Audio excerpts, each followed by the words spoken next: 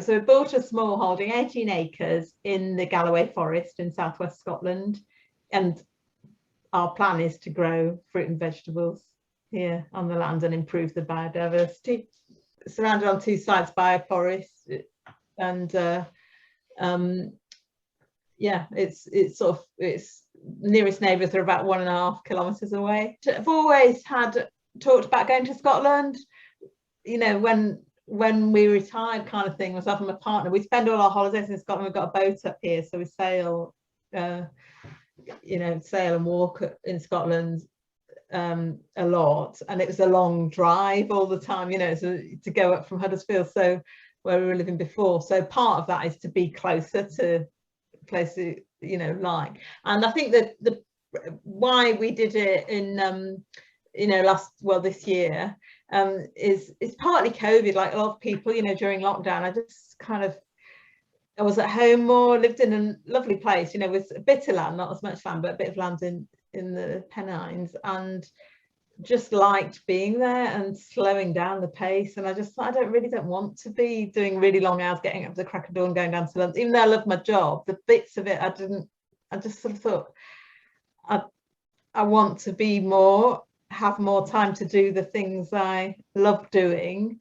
which I never had enough time to do, like work in the garden, see friends and family. And I always seem to be rushing and always frustrated because I didn't have enough time to do anything to the way I wanted to do it. Yeah, and just being stressed and rushing around all the time, like never enough time, always looking at the clock. And just being forced to stop doing that made me realise actually I don't really want to get back into that cycle. There isn't so much rushing because I've kind of rebalanced. So instead of trying to fit my gardening and my friends and family around a full-time job, it's the other way around, you know. So I kind of now my job is what was my hobby, if you like, and that feels better in that I haven't got that frustration of never being able to do what I really felt good for my soul, you know, and that I enjoyed doing. So it's kind of, in that way, the pressure of like not having enough time to do what has gone away, really, because I can do what I want to do. In another way, the reason I say it's a bit of both, it's slightly overwhelming because I've got, you know, there's always a million jobs, and I'm kind of slowly getting used to that. But when we were first here, I was like, start flitting about, oh, I need to cut down this, and then, oh no, I need to clear that, or I need to do this, or I need to sort out the house, and like never really just flitting from one thing to another and feeling frustrated because I think, oh, I'll never get this done, I'm never finishing anything, you know. But and then I was just have to tell myself, well, it doesn't matter because whatever we do will make it a bit better. So what we're doing is clearing some of the land so that to grow fruit and vegetables. So I've grown fruit and vegetables before, but on a smaller scale. So we want to make this land, which has been left really for well, about 12 years probably since the previous owners had it, to kind of go wild. So it's got rush and bramble and, you know, scrub really. Clearing a bit of that, we won't clear all of it, but clearing a bit of it and fencing it off from the deer and the rabbits and hares to grow some fruit and veg, primarily for our own use. But if, you know, as a secondary objective, if we sell any, that's good as well. So we just sort of see how it goes. But financially don't need to sell any, but it's more about what we've been surprised being here is that it is really difficult to get fruit and veg, fresh fruit and veg that's grown locally, but there is a demand for it. We've been told that. So if we did grow more than we need ourselves, I think we could sell it, and that'd be great as well, just for a satisfying thing to do and a good thing to do, to have healthy locally produced food for you know, for people locally. So that's a kind of secondary objective. And the bit I'm enjoying as well is there's loads of support from the Scottish government for new entrants, as they call it, to food production and farming, and so there's a community that I'm starting to join. There's a Scottish Smallholders Association, and loads of people have been really helpful, you know, and so that's given us lots of encouragement. And I'm sort of learning and being part of a different, I was going to say professional network, I don't know if that's the right word when it's about farmers and smallholders, but it's just really lovely, you know, meeting them and hearing what they're doing, and people have been really generous, saying come and visit what we're doing. And you know, it's like we bought a bit of equipment, weren't sure whether it was the right thing, and somebody said come and we've got it, come and have a go, and spent, you know, several hours with us letting us have a go. And you know, just that generosity is nice, you know.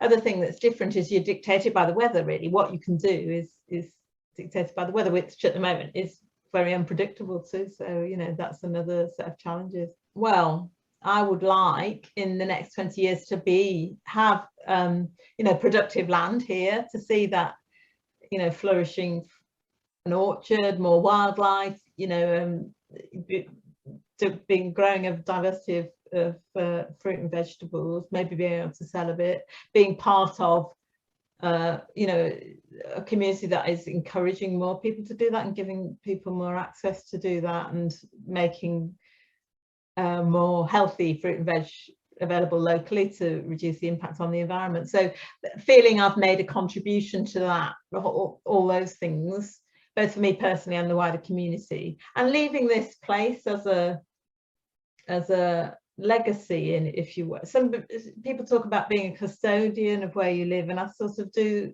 think that resonates with me, you know. So I sort of feel if we leave this in better heart than we took it on, so in 20 years time, and hopefully in 20 years time we'll still be active and able to work on it, but who knows, you know, health wise I don't know what will happen, but definitely would like to feel that it's in a, you know, it's in a flourishing state where somebody else could pick it up. You know, maybe we'll give opportunities to younger people to take it on. We've talked about doing it, so what's stopping us really? And nothing really that was, you know, significant. And if it didn't work out and we're not happy, then we can move again. You know, it's not like it's forever if it isn't right to be forever. So so not really. I don't think it was a huge decision. What then became frustrating, you know how you get caught up in the immediacy of it, and it actually was really difficult to find somewhere. And you may have read about this, but there's huge demand for people like us, you know, wanting a bit of land in the countryside. And so having made the decision, it actually was really difficult to implement it, much more difficult than we thought. So we viewed, I lost count of how many properties we viewed, but when we put offers on several and just were being outbid, or, you know, not taken on because we couldn't move quickly enough, and then having sold our house, we were worried that we were going to have to, you know, we made ourselves homeless, you know, because we still had no prospect of anything. And finally, you know, our solicitor was saying, oh, you know, when the right one comes up, you know, it'll be, don't lose heart, you know. And we did get somewhere that's right for us in the end, but it was hard. So I suppose that was front of mind for about 9 months, just thinking, are we ever going to get what we want, or are we just going to have to think again because we can't get it, you know. So that was more the anxiety rather than are we doing the right thing. And I did have a sense of purpose in all the jobs that I've done, because I've had kind of cause related jobs, both as in, you know, in exec roles and non-exec roles. And I probably still will do that, you know. I sort of, if something interests me, I'll take up, you know, might take up another non-exec role or do some volunteering as well, you know. So I don't think I've ever done a job where I haven't believed in what I'm doing, because that's what drives me. But I think that part of it, and it maybe is an age thing, that I was I don't know, you kind of think, you go through things and then you see, am I really making a difference, and beginning to question things in a deeper way. And although they've all been good causes, I don't know if you, and I sort of think, well, maybe I've lost some of that. I don't know if it's it's a bit difficult to express, but you sort of become a bit jaded. And I am the sort of person as well, I like having new challenges, I always have, and variety. So this has given me a new lease of life, really, because it's something completely different where I am learning. I find it immensely satisfying, and it is a, you know, fulfilling of a dream of being outside, really. And it is, I think as well, being yourself is really important. And maybe I was listening to Billy Connolly, I think he's been interviewed on Radio Scotland or something, and he said that, you know, being happy is doing things you enjoy and being able to be yourself. And I kind of, both of those things resonated with me, you know.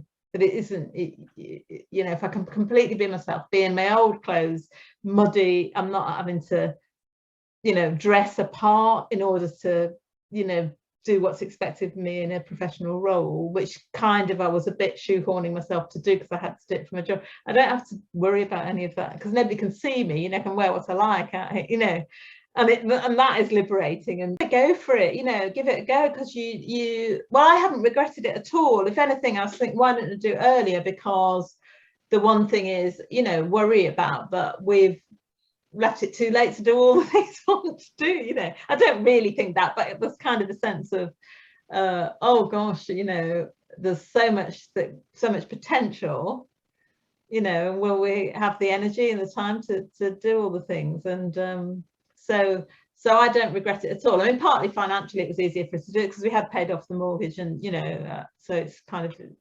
slightly circumstances as well. But in terms of other people thinking about it, I haven't regretted it, and I would say go for it, and think, well, what have you got to lose, really, you know.